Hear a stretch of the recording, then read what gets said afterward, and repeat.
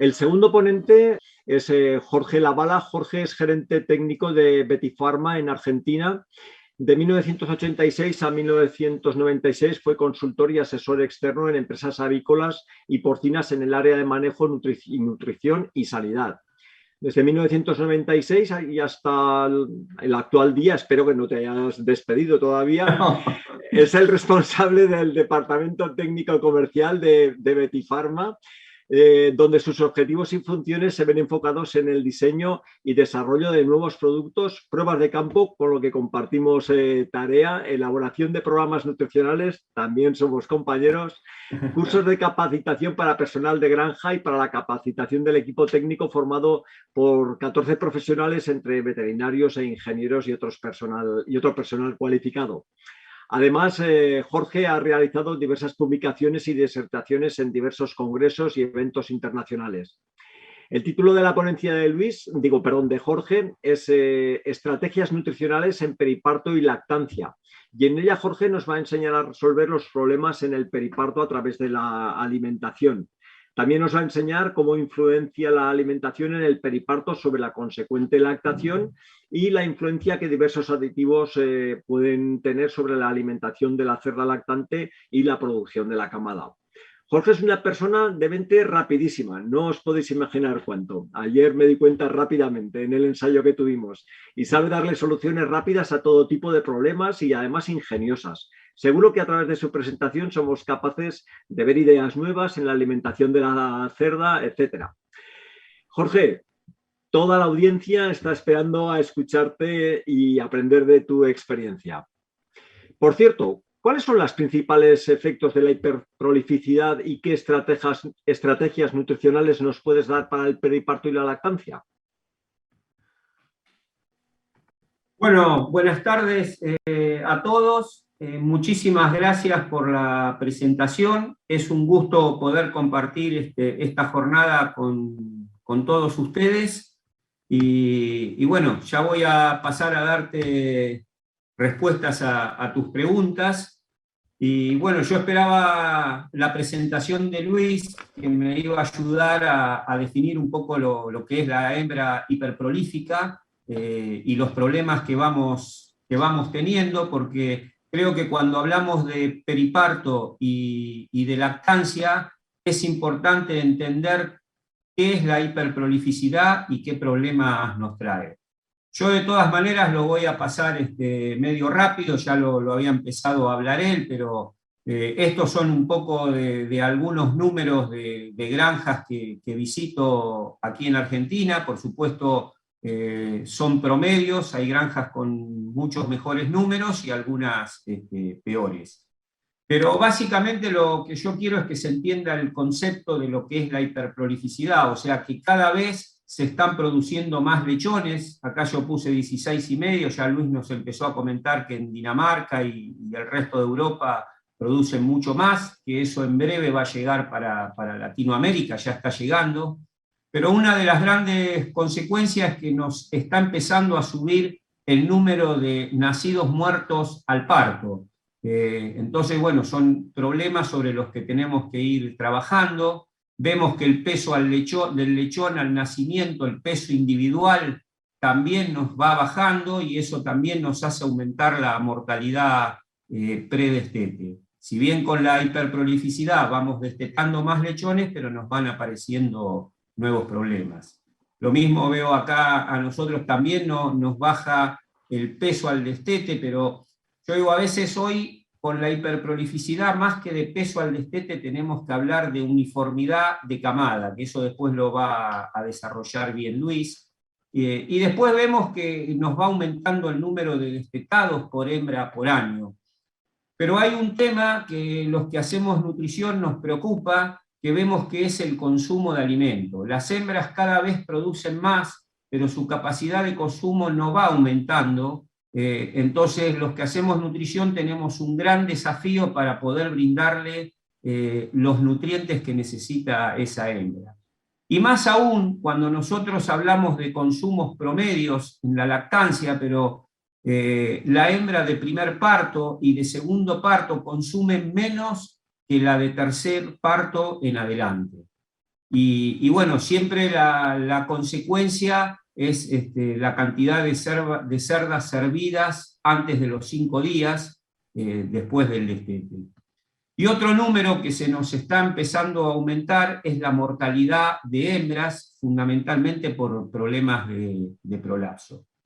Entonces, en resumen, como para poder ir viendo los problemas que nos va trayendo la hiperprolificidad, por supuesto que a veces nosotros hablamos de los problemas para poder mejorarlos, pero la hiperprolificidad es algo muy bueno, es algo que ha venido para quedarse, que no tiene techo y que cada vez vamos a ir destetando más animales.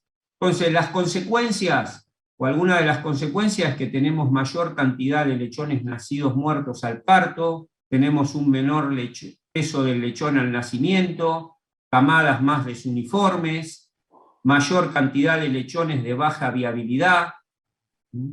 Todo esto nos hace aumentar también la mortalidad predestete, y como les decía, el consumo promedio sigue siendo el mismo, y la diferencia entre la multípara y la cachorra es cada vez más importante, y nos van aumentando la cantidad de hembras que se nos van muriendo. Yo pongo siempre esta foto para tratar de que nos entre en la mente en forma gráfica cuáles son los problemas más importantes de la hiperprolificidad, ¿no? Que es el bajo peso al nacimiento, la desuniformidad y la vitalidad de los lechones y viabilidad. Básicamente es para poder resumir un poco qué es lo que nos está pasando con la hiperprolificidad. Entonces, viendo esto, hoy las etapas de periparto o transición van tomando muchísima importancia. Nosotros, los que venimos trabajando desde hace muchos años en producción porcina, antes no le dábamos importancia, o sea, la gestación terminaba al momento del parto, había una sola etapa o dos a lo sumo, pero ahora con la hiperprolificidad empezó a tomar muchísima importancia, ante la aparición de estos problemas, la etapa de transición o periparto. Básicamente es una etapa, para definirla y entrar en tema, que va desde 7 días antes a 2 días posteriores, o sea, desde que entra la hembra a la maternidad, no siempre entra 7 días antes, a veces 5 días, y hasta 1 o 2 días posteriores. Es una etapa donde debemos prevenir el estreñimiento de la cerda y favorecer el vaciado del aparato digestivo. Para eso es fundamental la fibra, que después yo algo voy a comentar, pero fundamentalmente lo vamos a dejar en manos de Ana, la última ponente.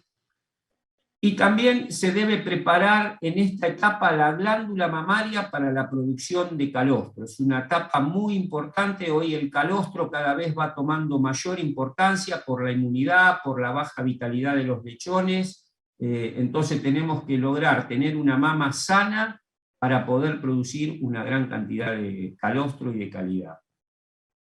Y por último, en esta etapa también debemos preparar al aparato reproductor para un parto que sea rápido y seguro, porque como cada vez paren más lechones, los partos cada vez van siendo más largos, la hembra se va desgastando, y es por eso también que aparecen más cantidad de lechones nacidos muertos. Esta es la importancia que tiene esta etapa de transición o periparto. Ahora, ¿cuáles son las estrategias nutricionales que nosotros tenemos para trabajar en esta etapa?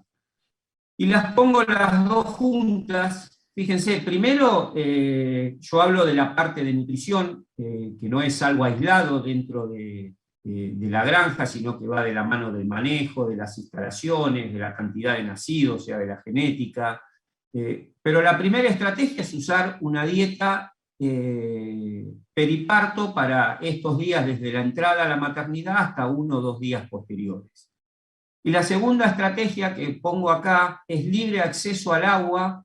La hembra consume 15 a 20 litros por día, y tenemos que tener chupetes con un flujo de 2 a 3 litros por minuto para que pueda tomar perfectamente esa cantidad de agua. O sea, yo cuando recorro las granjas hago mucho hincapié porque es uno de los problemas que nos encontramos, que la hembra no puede tomar la cantidad de agua que necesita. Entonces cuando nosotros vemos de que tienen que consumir 15 a 20 litros, y si no se lo damos, la hembra no va a comer, no va a estar preparada para el parto. Es tan importante la comida como el agua. Esto quizás es un concepto medio viejo, antiguo, pero en mis recorridas a diario por las granjas es un problema que está de moda y que lo vemos muy comúnmente. A pesar que todos lo conocemos, pero muchas veces no le damos la importancia que merece al agua, ni hablar de la calidad, ¿no? Entonces, ¿cuáles son los efectos que nosotros buscamos con este tipo de dietas? Primero decía evitar el edema de la ubre y la aparición del síndrome MMA. Con este tipo de dietas nosotros buscamos una buena calidad de ubre, que es donde se produce el calostro y posteriormente la leche. Con estas dietas buscamos disminuir el estreñimiento y los problemas asociados al parto. Queremos que la hembra llegue con un aparato digestivo vacío al parto para que pueda, que sea menos estresante y que pueda ser más placentero. Buscamos mejorar la producción de calostro, es muy importante hoy, nosotros acá en Argentina y en Latinoamérica, vemos el calostrado y la producción de calostro como una de las medidas que se están implementando cada vez con mayor precisión para poder darle inmunidad, vitalidad, tenemos lechones más chicos, y como para poder mejorar la sanidad y poder mejorar la supervivencia de los lechones. Entonces es muy importante la producción de calostro, en cantidad y en calidad. Es importante que esta transición para la cerda también sea lo menos estresante posible. Tenemos que buscar con este tipo de dietas acortar el tiempo del parto, porque cada vez paren más lechones y los tiempos se nos alargan. Es importante, decía, mejorar la viabilidad de los lechones al parto y eso nos va a ayudar a disminuir la mortalidad predestete. Y nos va a ayudar también a disminuir los problemas de prolapsos en las hembras.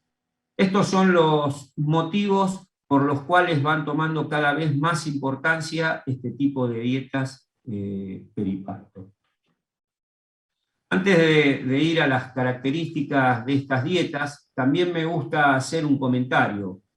Nosotros cada vez le damos más importancia a este tipo de dietas, pero también nos encontramos con el problema que son de difícil implementación, porque la hembra en esta etapa está en la maternidad, donde las maternidades están construidas con un sistema de silos y sistemas de alimentación automático, donde es difícil poder dar dos tipos de dieta. Están preparadas para dar solo la dieta de lactancia, pero bueno, vemos que en la medida que vamos creciendo con el número de lechones y diseñando nuevas granjas, las vamos a tener que ir también modificando para poder ir implementando este tipo de dietas.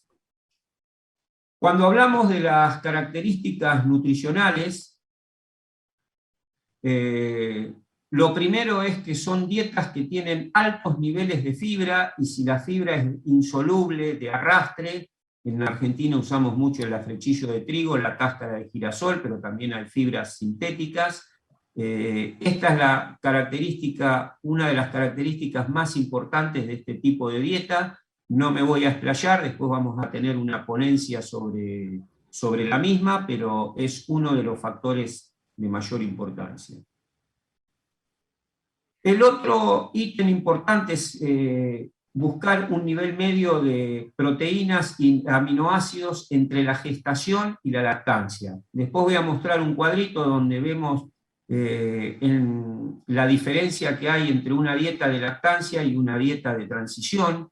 pero fundamentalmente quiero que nos quede el concepto que la palabra de este tipo de dieta es transición, así la llamamos, y nosotros partimos de, la hembra viene comiendo una dieta de gestación, que es la dieta más pobre que tenemos en la granja en nutrientes, y pasa a comer de un día para el otro una dieta que es la más rica de la granja en nutrientes, como es la dieta de lactancia.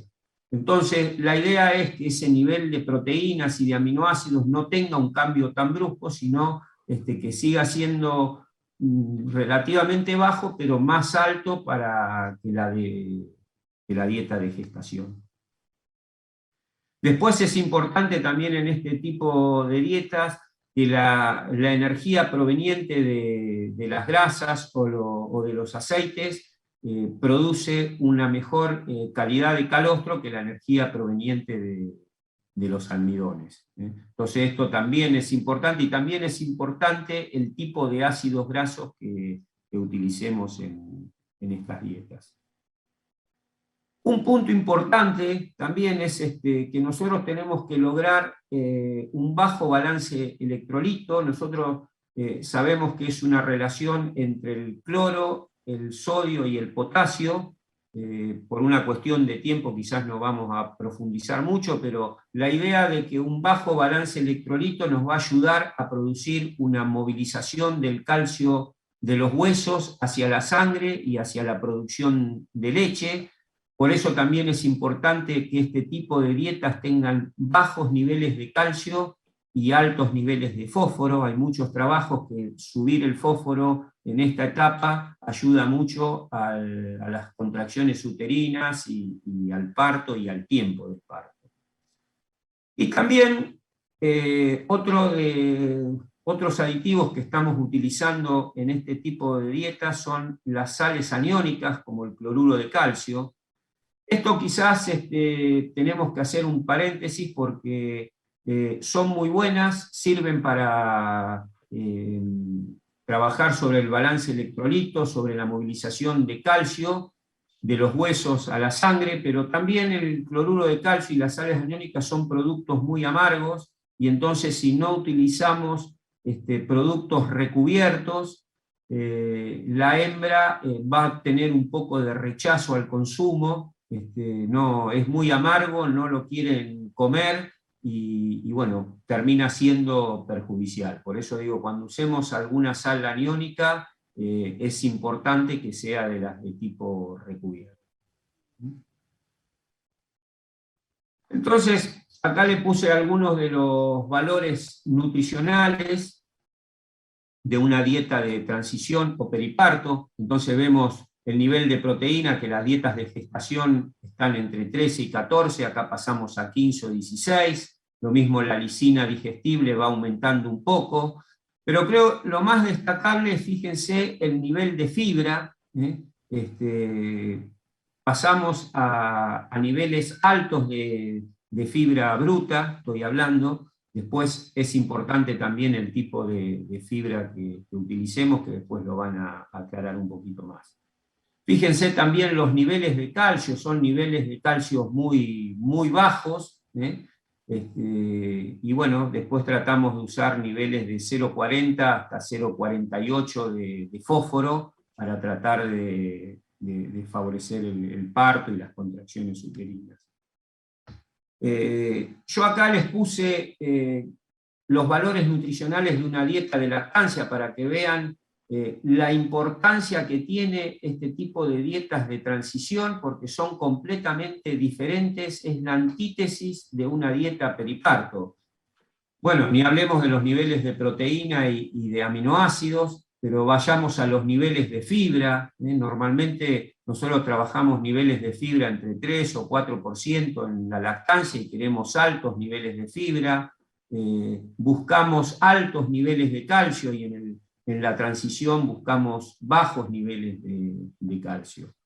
Por eso nosotros antes, cuando entraba la maternidad, pasábamos de un día para el otro de una dieta de la más pobre que hay en la granja a la más rica. Y bueno, creo hoy tenemos que empezar a darle muchísima importancia a este tipo de dietas. Si bien no es a veces práctico la implementación, pero tenemos que empezar a buscarle la vuelta de cómo la vamos a implementar, porque la hiperprolificidad, como decía Luis, vino para quedarse y año tras año va a ir creciendo más y todos estos problemas se van a ir agravando. Bueno, yendo a la etapa de lactancia, creo que lo primero que tenemos que tener en claro son los objetivos que buscamos en esta etapa. Y acá, antes de hablar de nutrición, quiero hablar de lo que es maximizar el consumo de alimento. Nosotros decíamos que la hembra en lactancia ha mejorado sus resultados productivos, pero no ha mejorado en forma considerable el consumo, y que además nosotros trabajamos consumos promedios y la hembra de primero y segundo parto tiene menor consumo. Entonces, en esta etapa es muy importante maximizar el consumo de alimento, la cantidad de alimento, y eso nos va a llevar aparejado poder cumplir con los otros objetivos de esta etapa, que es la alta producción láctea, destetar lechones, muchos lechones pesados y uniformes. Yo hablaba hoy que ya quizás no tendríamos que hablar tanto de peso, sino más de uniformidad de camada. Nos va a servir el consumo para disminuir la pérdida de reservas corporales en esta etapa, y fundamentalmente el rápido retorno al celo después del destete. Entonces, cuando nosotros hablamos de maximizar el consumo de alimento en la etapa de lactancia, lo primero que tenemos que hacer es conocer cuáles son los factores que afectan el consumo. Por supuesto, no es motivo de la charla, los paso rápidamente como para tenerlos presentes, que es, bueno, del alimento, lo que se refiere a la densidad energética de la dieta, digestibilidad, aditivos, presentación, agua, dietas húmedas. Las instalaciones también afectan el consumo, el tipo comedero, el agua, el ambiente, la temperatura. De la gestación es muy importante las curvas de alimentación que hacemos en la gestación y el estado corporal. Es viejo, hay muchos trabajos, aunque sean viejos, que dice que cuanto más se restringe a la hembra en gestación, más consumen en la lactancia. De la cerda les decía el número de partos, tamaño de camada, la sanidad, el manejo, frescura del alimento, son todos factores que afectan el consumo y que, si bien hablamos de nutrición, estos son de alimentación, de manejo, y que no tenemos que nunca olvidarlos y tenerlos siempre presentes. Entonces, ¿cuáles son las estrategias nutricionales que tenemos que considerar en la lactancia? Primero, bueno, trabajamos con hembras hiperprolíficas, son líneas muy magras y que tenemos que satisfacer los requerimientos con muchísima precisión. De hecho, en estas jornadas, en otro día va a haber una charla específica de nutrición de precisión. Tenemos que ser muy precisos cuando vamos a determinar qué nutrientes le vamos a dar a la hembra.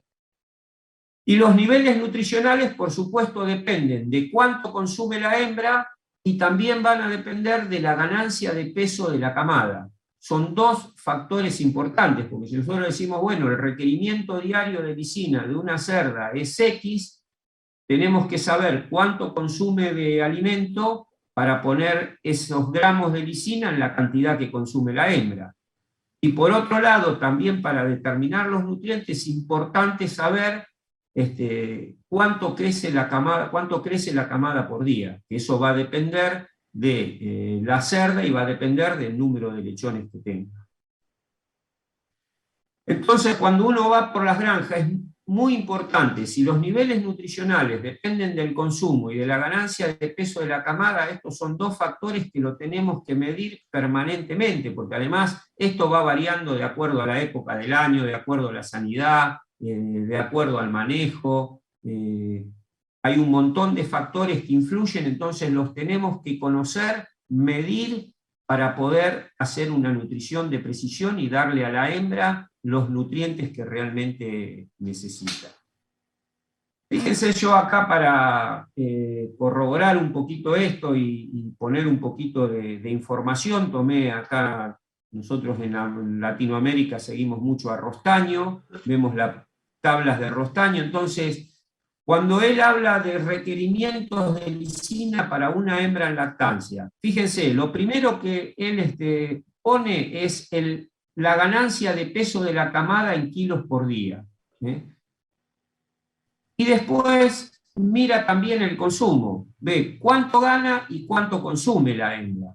Entonces, de acuerdo a eso, él determina los niveles de lisina digestible que necesita por día esa hembra, que en la medida que va aumentando el crecimiento de la camada, van aumentando los niveles de lisina digestible. Y es importante, estos, por ejemplo, 64 gramos de lisina digestible tienen que estar en 6 kilos, porque si yo los pongo en 6 kilos 200, ya acá le vamos a dar menos de lo que la hembra necesita. Por eso es que para determinar los requerimientos en lactancia son 2 puntos que debemos conocer. El otro punto cuando hablamos de aminoácidos es tener en cuenta la proteína ideal. Si ustedes se fijan, no es que estén en orden de importancia los aminoácidos, pero los que venimos trabajando de hace varios años con proteína ideal, siempre tomábamos la metionina, los azufrados, la treonina y últimamente el triptofano. Pero no hay que dejar, cada vez se va conociendo más sobre la proteína ideal y cada vez van interviniendo mayor cantidad de aminoácidos y que los tenemos que considerar cuando hablamos de requerimientos de la hembra, como la valina, la isoleucina, la leucina, la fenilalanina. No nos tenemos que quedar solo con los 3 o 4 primeros aminoácidos limitantes, sino tomar cada vez más cantidad de aminoácidos para conformar la proteína ideal.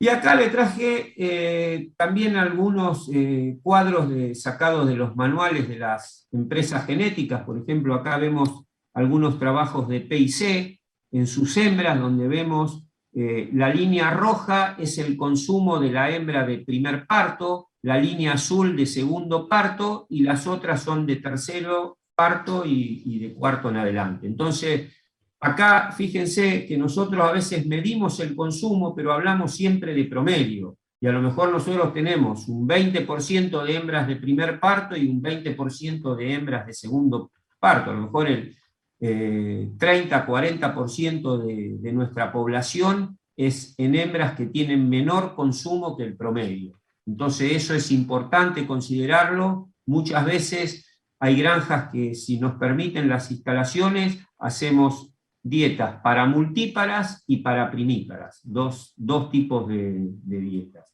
Pero si no podemos hacer 2 tipos de dieta, es muy importante priorizar a la hembra de primer parto y de segundo parto. Fíjense acá, seguimos con las recomendaciones que nos da P&C. Acá a la derecha tenemos los niveles de lisina que necesita, pero eso está determinado de acuerdo al crecimiento de la camada y de acuerdo al consumo de la hembra. Lo mismo puse acá por poner otros manuales de otra empresa genética. Fíjense acá, Topi, por ejemplo, habla de requerimientos para hembras de primero, segundo y de 3 partos en adelante. O sea, ya sabemos que las primerizas y las de segundo parto tienen requerimientos diferentes al resto. Y también los requerimientos van de la mano del crecimiento de la camada. Fíjense que una hembra de primer parto pasa, si la camada crece 3 kilos 100 por día, de 64 gramos, cuando crece 200 gramos más pasa a 68 gramos. O sea, que la diferencia es muy importante. Por eso siempre yo marco el concepto, nosotros hacemos nutrición de precisión, que no quiere decir ni más ni menos que ser precisos a la hora de formular. Por eso hablo de estos dos conceptos, consumo y crecimiento de la camada. Y como para ir terminando, les voy a mencionar algunos aditivos que se usan en las dietas de lactancia. El primero, cuando hablamos de vitaminas y minerales, vemos que cada vez están teniendo mayores requerimientos de algunas vitaminas, sobre todo cuando hablamos de reproducción, vitamina E, selenio, algunas del grupo B, la biotina para los problemas de pata, el yodo para los problemas hormonales. Cada vez los niveles de vitaminas y minerales se van haciendo más precisos y tenemos que ir teniéndolos en cuenta, y también tener en cuenta que estos pueden variar de acuerdo al manejo, de acuerdo a la situación y de acuerdo al tipo de genética que estamos utilizando. Hoy estamos utilizando más minerales orgánicos que los inorgánicos, además, como decía hoy al principio, no solo cuidar el medio ambiente, sino que los minerales orgánicos tienen mayor digestibilidad y van funcionando mejor. Hoy estamos trabajando niveles más altos de sodio, de 0,20, 0,25, los requerimientos se van haciendo más altos. Después, para poder cumplir con esos altos requerimientos que tiene la hembra y con un bajo consumo, estamos utilizando muchas enzimas, proteasas, lanasas, galactosidasas. Acá en América Latina utilizamos mucho las dietas a base de maíz y soja, y tratamos de aumentar la digestibilidad y la cantidad de nutrientes con las enzimas. Y después es muy importante también la salud intestinal en las hembras, y con eso vamos a lograr un equilibrio de la microbiota y mejorar la digestibilidad, y por eso es que también usamos prebióticos, probióticos, acidificantes, aceites esenciales. Y como para dejar 2 o 3 conceptos finales, uno es que con la hiperprolificidad producimos más lechones, eso es muy bueno, eso nos hace vender más kilos de carne, facturar más, diluir los costos fijos, pero también nos aparecen nuevos problemas que los tenemos que ir manejando. Debemos hacer una nutrición de precisión, buscando la excelencia. Para eso tenemos que trabajar mucho con datos reales, bien tomados, y saber que esos datos no duran toda la vida, sino que van variando permanentemente. La implementación de dietas periparto son una herramienta a considerar para mejorar sobre todo la supervivencia del lechón, tanto los nacidos muertos como la vitalidad del lechón. No quiere decir que en todas las granjas tenemos que salir como locos a utilizar las dietas de periparto, pero sí conocerlas, conocer cuáles son sus efectos, qué características tiene, y saber que es una herramienta que tenemos en la mano disponible. De difícil implementación. Y después se debe tener mucha precisión en las dietas de lactancia, para lo cual es muy importante considerar el consumo de las cerdas y el crecimiento de las camadas. Sobre todo en Latinoamérica tenemos zonas de altas temperaturas. Yo estoy en Argentina, estamos en la parte sur, pero de Argentina para arriba también aparecen lo que llaman los climas calientes, de altas temperaturas, y bueno, hay que tener mucha precisión a la hora de alimentar una hembra en lactancia. Bueno, muchas gracias a todos, y bueno, Alberto, no sé si hay alguna pregunta, si terminé en tiempo.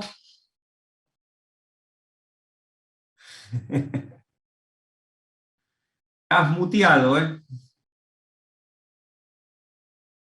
Te decía que estás muteado. Sí. Ahora. Muchas gracias, Jorge. Me ha encantado tu exposición, has estado en tiempo perfecto y como les decía a la audiencia anteriormente, eres una persona de ideas rápidas y de soluciones muy prácticas y seguro que a todo el mundo le ha encantado. Y no te puedes imaginar la cantidad de preguntas que tenemos para ti después, que no sé si nos dará tiempo a ponerlas todas.